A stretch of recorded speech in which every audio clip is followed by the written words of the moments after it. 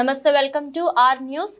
జనావాసాల మధ్యలో ఏర్పాటు చేస్తున్న మైనార్టీ రెసిడెన్షియల్ కాలేజీని ఎత్తివేయాలని న్యూ సాయినగర్ అసోసియేషన్ కాలనీలు డిమాండ్ చేశారు. ఫిర్జాదిగూడ కార్పొరేషన్ లో ఏర్పాటు చేసిన పత్రికా సమావేశంలో మాట్లాడుతూ హయాత్ నగర్ లో ఉన్న మైనార్టీ కాలేజీని ఇక్కడికి తీసుకురావడానికి కారణం ఏంటి? ఇప్పటికే ఇక్కడ అన్ని కాలేజీ హాస్టల్స్ తో మేము నానా ఇబ్బందులకు గురవుతున్నాం. ఇక్కడ రోడ్లు అన్ని 20 ఫీట్స్ ఉంటాయి. ఒక చిన్న ఫంక్షన్ హాల్ నిర్వహిస్తే ట్రాఫిక్ ఇబ్బందులు పడుతున్నాం. మా కాలనీలో నివసించే మహిళలకు ఇప్పటికే భద్రత లేదు. దీనికి తోడు ఒక మైనార్టీ కళాశాల పెడితే చాలా ఇబ్బందులు పడతాం. ఈ కాలేజీ విషయంపై కలెక్టర్ కు కూడా ఫిర్యాదు చేశాం. ఇప్పటికైనా ప్రభుత్వం ఇక్కడి అధికారులు చర్యలు తీసుకొని మైనార్టీకి కాలేజీకి పర్మిషన్ రద్దు చేయాలి. లేని పక్షంలో పర్మిషన్ రద్దయ్యే వరకు పోరాడతామని హెచ్చరించారు. ఈ కార్యక్రమంలో కార్పొరేటర్ మధుసూదన్ రెడ్డి, బీజేపీ నాయకులు పవన్ రెడ్డి, జైపాల్ రెడ్డి, కాలనీ వాసులు తదితరులు పాల్గొన్నారు. ఇప్పుడు ఇట్లా ఓన్లీ దీంతో రెండోసారి ఇక్కడనే అన్నట్టు మన అనుదక్షుడు ఒక ఎగ్జామ్ సెంటర్, దాని వెనకాల ఒక కాలేజ్.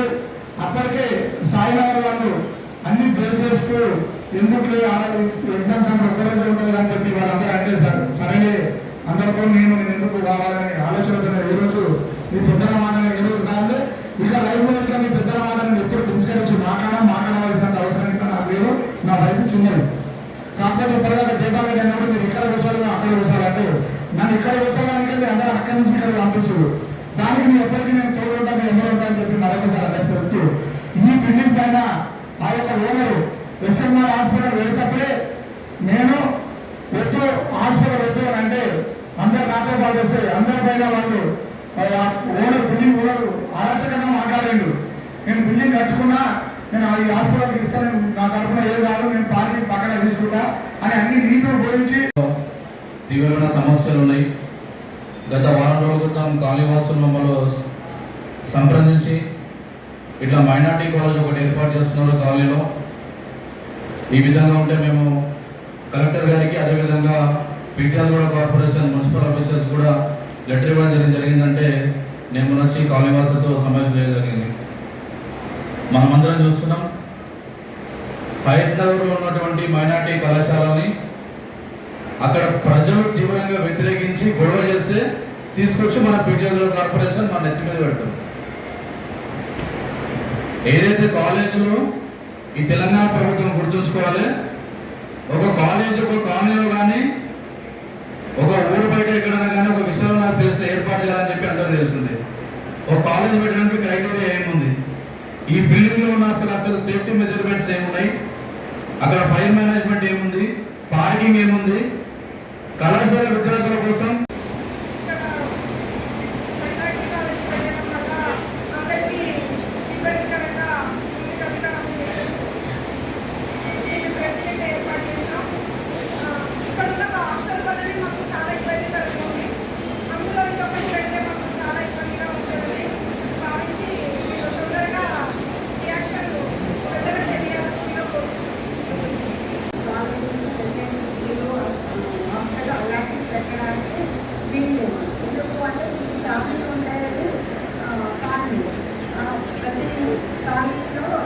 ఇప్పటికే 3 కాలేజీలు హాస్టల్లో చేసి ఉన్నాయి. వాళ్ళతో మాకు ఇబ్బంది అవుతుంది.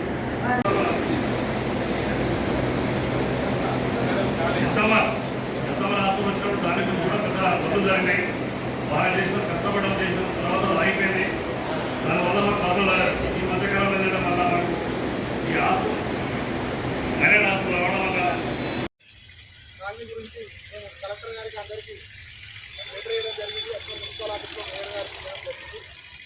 ఎందుకంటే ఇక్కడ మేము దయచేసి మాకు 10 ఏళ్ళ సంది ఈ యొక్క బిల్డింగ్తో ఇబ్బందులు జరుగుతుంది. ప్రతిసారి బిల్డింగ్తోనే మాకు ఏదో ఒక గొడవ ఈ కాలనీలో. నేను 5 ఏళ్ళు గెలిచి 4.5 సంవత్సరాలు అయితే నాకు ఏ ఇబ్బందులు లేవు. ఈ యొక్క కేవలం ఈ బిల్డింగ్తోనే, ఈ బిల్డింగ్ దగ్గర కట్టిన పర్మిషన్తోనే ఒక పార్కింగ్ ప్లేస్ లేకుండా ఒక కారు పడ్డది, ఒక ఏది పడ్డది. మీరు గమనిస్తున్నారు ఇక్కడ అంతే. ఇప్పుడు ఏం జరుగుతుంది, ఏముందని మైనార్టీ గీనార్టీ అనేది ఏ కాలేజ్ ఇక్కడ ఉండొద్దు, ఏ కాలేజ్ అనేది ఇక్కడ ఉండొద్దు. ఆయన కమర్షియల్ యూజ్ చేసుకుని మేము అర్థం కాదు. ఎందుకంటే ఈ వార్డు నుంచి బరాబర్ చెప్తున్నాము. ఇలా మైనార్టీ అనేది విషయం మేము తీసుకురావట్లేదు. ఇక్కడ ఏ కాలేజ్ ఉండొద్దనే విషయం తీసుకొస్తున్నాం. దాన్ని అపార్ట్మెంట్ చేసి అమ్ముకుంటే ఆయనకు మా తరఫున మేము మున్సిపల్ మున్సిపల్ తరఫున మా తరఫున మేము ఏదైనా సాయం చేయగలుగుతాం. ఎందుకంటే ఇక్కడ ఒక కార్పొరేటర్ కాబట్టి ఈ విషయం చెప్పుకోవాల్సి వస్తుంది.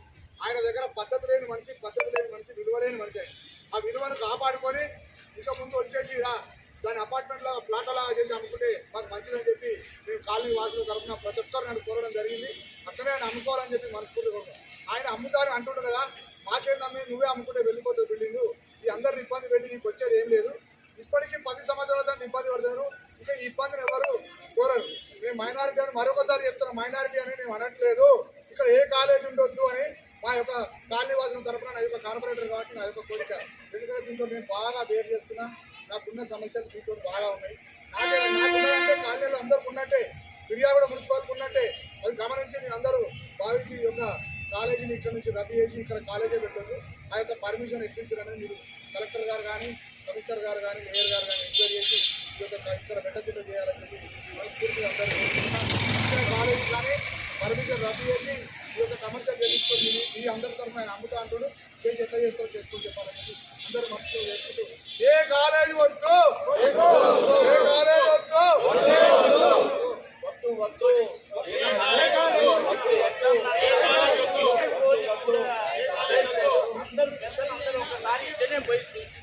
వద్దు వద్దు వద్దు వద్దు.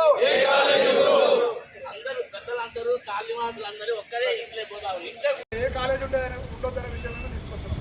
దాన్ని అపార్ట్మెంట్ చేసి అమ్ముకుంటే ఆయనకు మా తరఫున మేము మున్సిపల్ తరఫున మా తరఫున మేము ఏదైనా సాయం చేయగలుగుతాం. ఎందుకంటే ఇక్కడ ఒక కార్పొరేటర్ కాబట్టి ఈ విషయం చెప్పవలసి వస్తుంది.